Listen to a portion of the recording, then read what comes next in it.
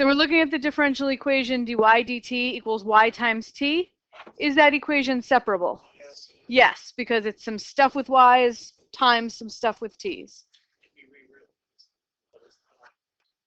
Yeah, it's the product of two functions, some with y's and some stuff with y's and stuff with t's. Is the equation autonomous? No. What does autonomous mean? It's dependent on one variable. Which one? Either y or t. Just y. Just y. Yeah. Yeah. So in this case, it has to be dy dt has to be a function of just the dependent variable y to make it autonomous. So this one's no. And does the equation represent an initial value problem? No, because there's no initial value.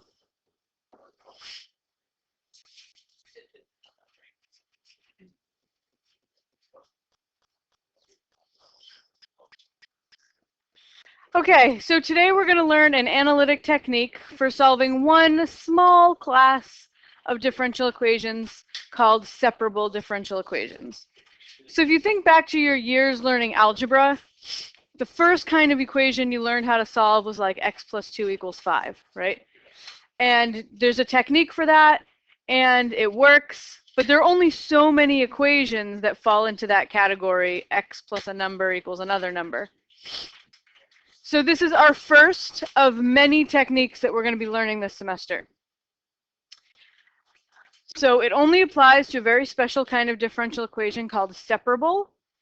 And a separable differential equation is one that can be written as a product of a function t, a function of t, and a function of y.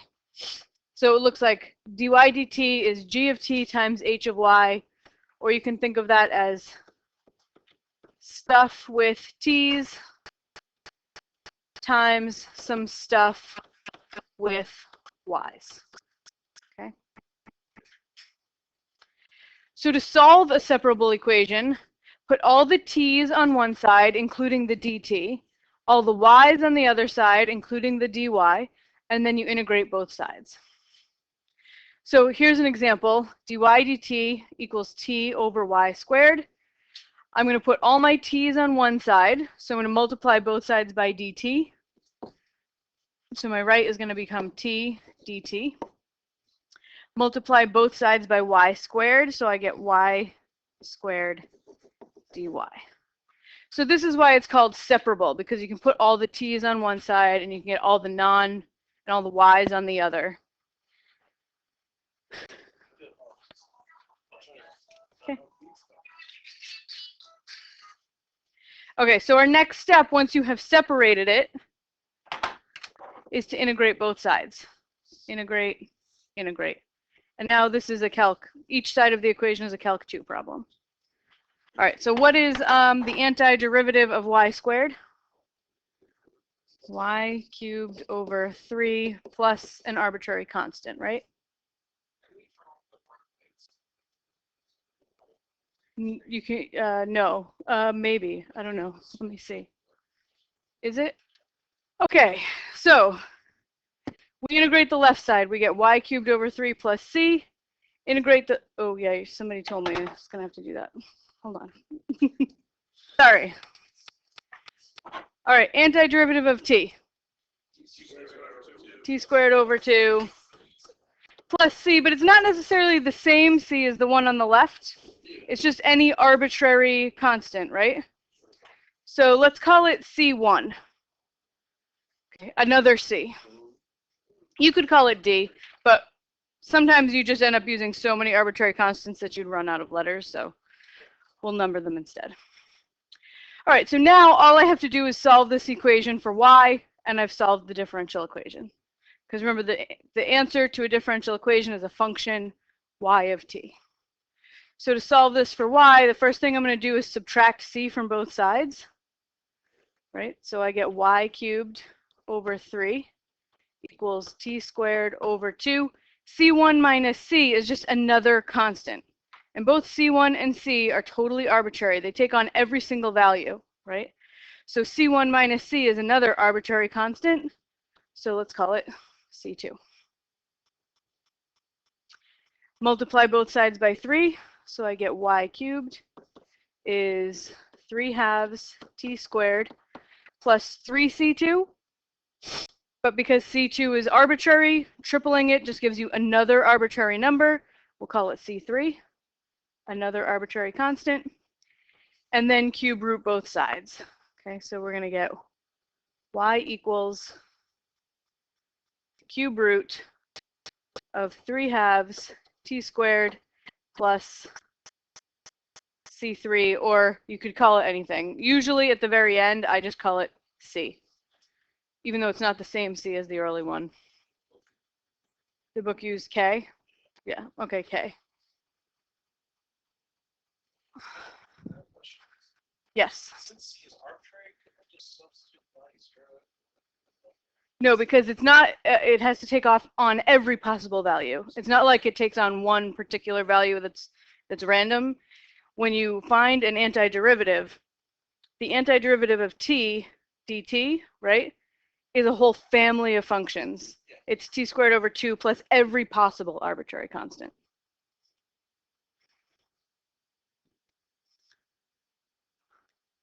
If you wanted to get a value for that constant, you would need an initial value.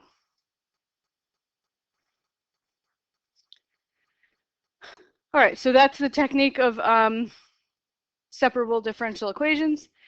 You'll do some practice with that in a minute. Yeah. You have to always totally solve for isolate y.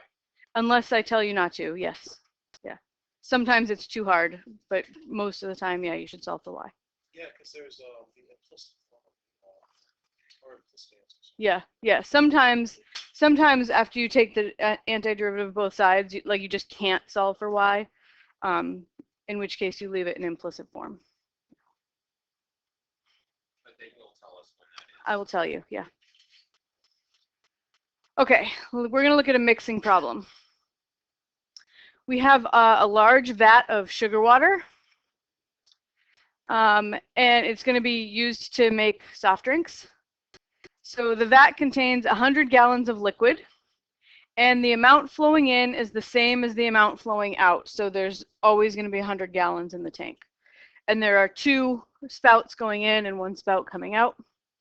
The vat's kept well mixed, so the concentration of sugar is uniform throughout the vat. And sugar water containing 5 tablespoons of sugar per gallon enters through pipe A. Okay, so this is pipe A, this third dot here. 5 tablespoons of sugar per gallon comes in at 2 gallons per minute.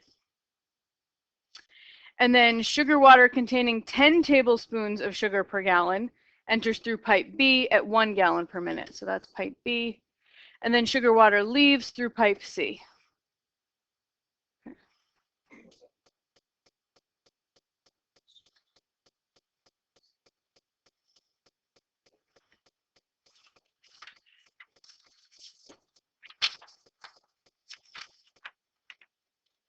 Okay, so what are we trying to do? We want to write a model for S, which is the total amount of sugar in the vat at time t.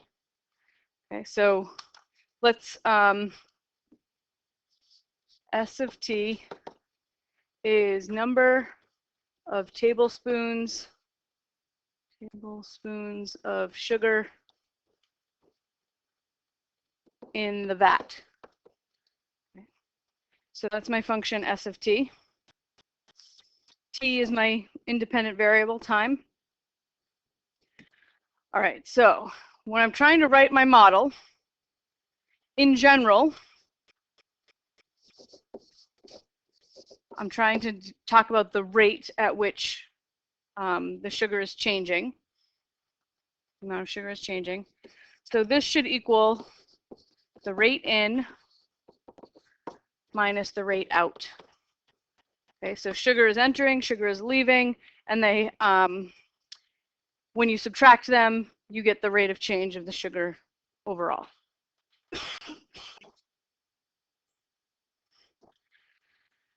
Okay, so I have to calculate the rate in. How is the sugar coming into the vat? How fast is it entering? How'd you get that? Elaborate.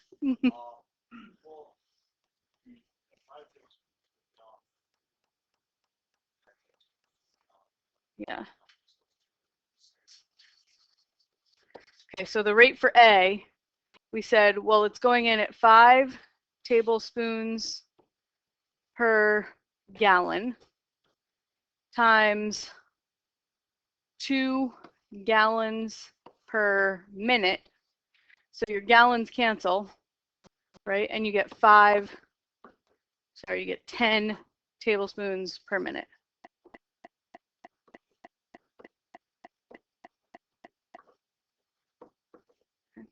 So through pipe A, 10 tablespoons of sugar are entering the vat each minute. And then through pipe B, we have 10 tablespoons per gallon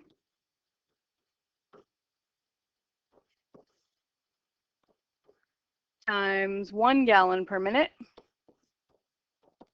Gallons cancel, and you get 10 tablespoons per minute of sugar entering the vat. So we needed to translate these to sugar per minute because those are our important variables here, S and T, sugar per minute. Okay.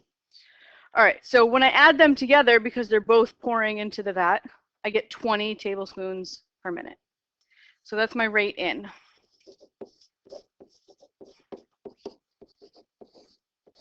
And then I have to figure out what my rate out is. Okay, so my rate out is that sugar water leaves the vat through pipe C at 3 gallons per minute. But you can't use the 3 there because the 3 represents the mixture, right? We want to know how much actual sugar is leaving, not sugar solution. 3S. Yeah, so 3 gallons per minute times S tablespoons per gallon. Let me write it out. I'll do it on another page. So 3S is the amount of sugar. So this is tablespoons. So 3 gallons per minute times S is the amount of sugar. Wait, hold on. Let me. Oops.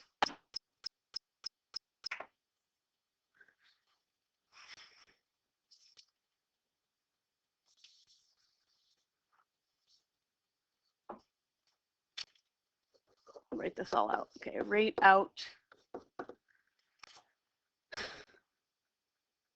All right, so how many tablespoons of sugar are in the entire vat? Yes. All right, that's what we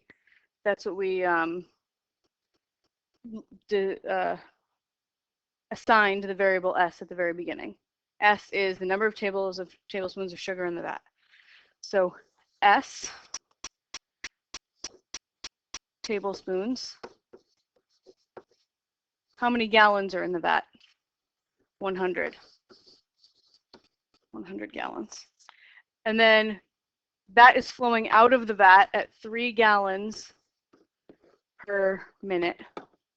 Gallons cancels, and I get 3S, right? Which is the expression Rob gave me. That's tablespoons. But that's over 100 minutes. So 3S over 100 tablespoons per minute is the rate out. So I go back to my differential equation and I subtract 3S over 100. Okay. And you can leave it like that. You can totally leave it like that, or you could get a common denominator and add them together. So this would become 2000 minus 3S over 100. Either one is completely acceptable.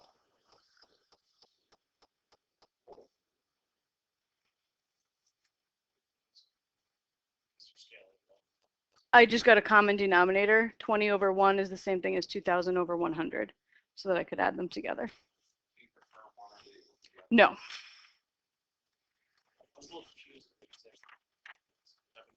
This is the example. Yeah, yeah.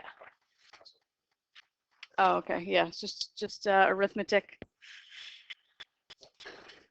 All right. So is that Clear? Any questions? There's no t on the 20, no. Right, because it's already tablespoons per minute. If you multiplied by t in minutes, that would be a flat out tablespoons, but it's supposed to be a rate of change. Yeah. Yeah, that is separable because there are no t's in that equation, so you could solve it by separation of variables.